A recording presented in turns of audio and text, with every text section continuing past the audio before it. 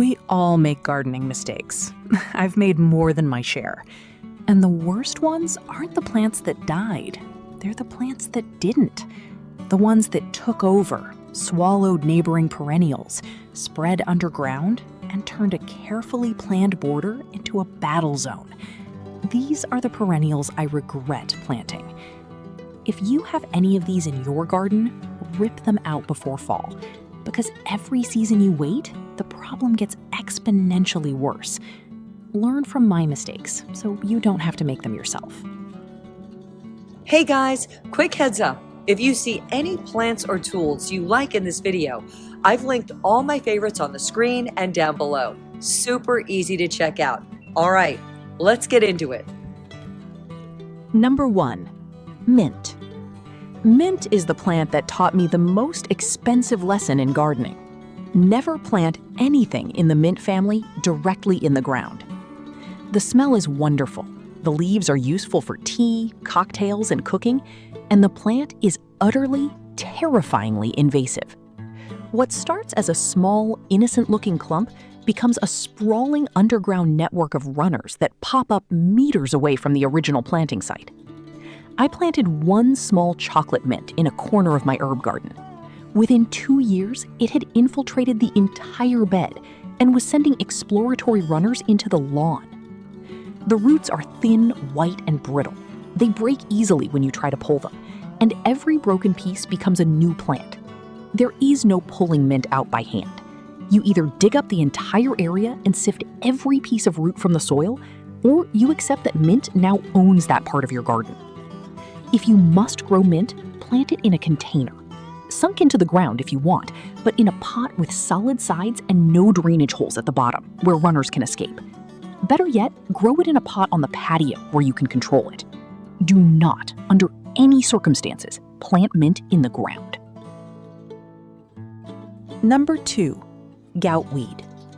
Goutweed is the plant that almost made me give up gardening entirely.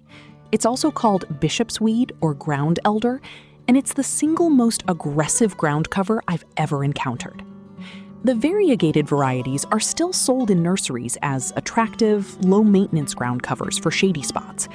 What the labels don't tell you is that this plant is a runner. It spreads via an intricate system of underground rhizomes that can travel several feet in a single season. I planted one small pot of variegated goutweed in a shaded corner.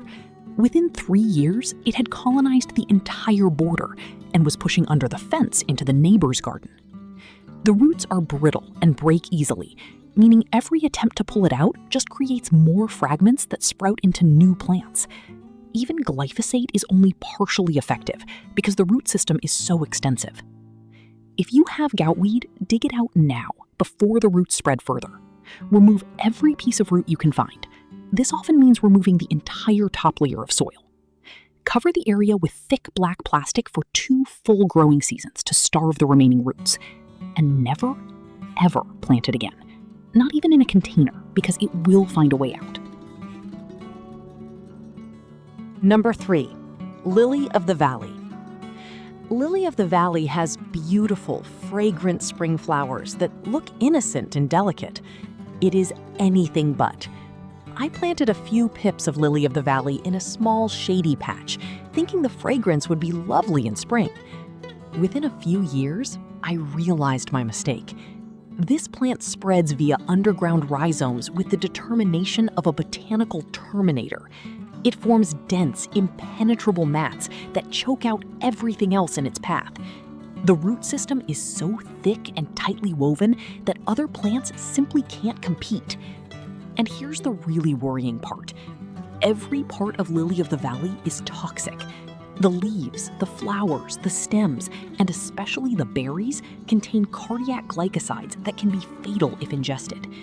If you have children or pets who like to explore the garden, this is a plant you don't want near them. Rip it out now. Dig deep and remove every piece of rhizome. Monitor the area constantly because even tiny root fragments will regrow. There's no easy fix here. You have to be relentless. Number 4. Chameleon plant. Chameleon plant is the most beautiful menace I've ever grown. The variegated leaves are stunning. Green, yellow, red, and cream all mixed together. But it's a nightmare. I planted one small pot of chameleon plant in a shaded border, thinking the colorful leaves would brighten a dull corner. Within 2 seasons, it had become a sprawling monster that sent out underground runners in every direction. The roots are thick, fleshy, and brittle. They break easily, and every fragment becomes a new plant. The smell is distinctive and unpleasant, which adds insult to injury. There's only one way to remove chameleon plant. Dig up everything, literally everything. The whole area removed entirely. And even then, you'll be finding stray pieces for years. If you can live with the smell and the invasive nature, plant it in a container, never in the ground. Otherwise, avoid it altogether. There are plenty of other colorful perennials that won't take over your garden. Number 5. Yellow archangel. Yellow archangel is a shade-loving ground cover with pretty yellow flowers and variegated foliage. It's also a plant that was introduced to the United States as a garden ornamental and has since escaped cultivation, becoming an invasive pest in natural areas. The problem with yellow archangel is the same as with many ground covers. It spreads aggressively by runners that root wherever they touch soil. It also spreads by seed, making it difficult to contain. I thought I had it under control for 2 years. Then I found it had crept under a fence and into the lawn. If you have this plant, dig it out carefully. Remove every piece of root and runner. It's easier to remove than some other invasive ground covers. The roots are shallower and less brittle than goutweed, but you still need to be thorough. Monitor the area regularly because even a small piece of runner left behind can regrow. For a safer alternative, consider native ground covers like wild ginger or Christmas fern. Beautiful, shade-tolerant, and far less aggressive. Number 6. Common periwinkle. Periwinkle is sold as a reliable evergreen ground cover for shady spots. What the labels don't mention is that it's a garden bully that's considered invasive in many parts of the United States.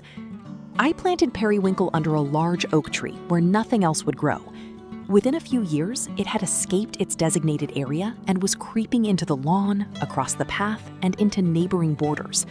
The stems root wherever they touch the ground, creating new plants that spread relentlessly. It forms dense mats that exclude native plants and can be incredibly difficult to remove. The root system is shallow but extensive, and every piece of stem that breaks off can regrow into a new plant. If you try to pull it out, you'll find that the stems snap easily, leaving bits behind that will happily regrow. If you have periwinkle, dig it out now. Remove every stem and root fragment you can find. Monitor the area regularly, because even a small piece of stem left on the ground can root and start the whole cycle over again. For a safer alternative that looks similar, consider native ground covers like wild ginger or foamflower. Number 7. Gooseneck loosestrife. Gooseneck loosestrife has elegant, curved white flower spikes that look like the necks of geese, a name that sounds graceful and harmless. It is neither. I planted gooseneck loosestrife because the flowers were unusual and attractive. What I didn't know was that this plant spreads relentlessly via underground rhizomes, colonizing large areas and forming dense stands that choke out neighboring plants. Within 3 years, a small clump had expanded into a colony covering several square meters and was actively threatening the rest of the border. The root system is thick and fibrous, and the plant is difficult to eradicate because even small pieces of root left behind will regrow. I've spent countless hours digging out this plant, and I still find new shoots appearing every spring. If you have gooseneck loosestrife, dig it out now. Every piece of root must be removed, and you might need to remove the entire top layer of soil to be completely sure. Consider alternatives like native asters or garden phlox for a similar effect without the invasiveness. Those are 7 perennials I regret planting, and the ones I've spent the most time trying to eradicate. If you have any of these in your garden, rip them out before fall. Every season you wait, the roots spread further, the seeds multiply, and the problem becomes exponentially worse.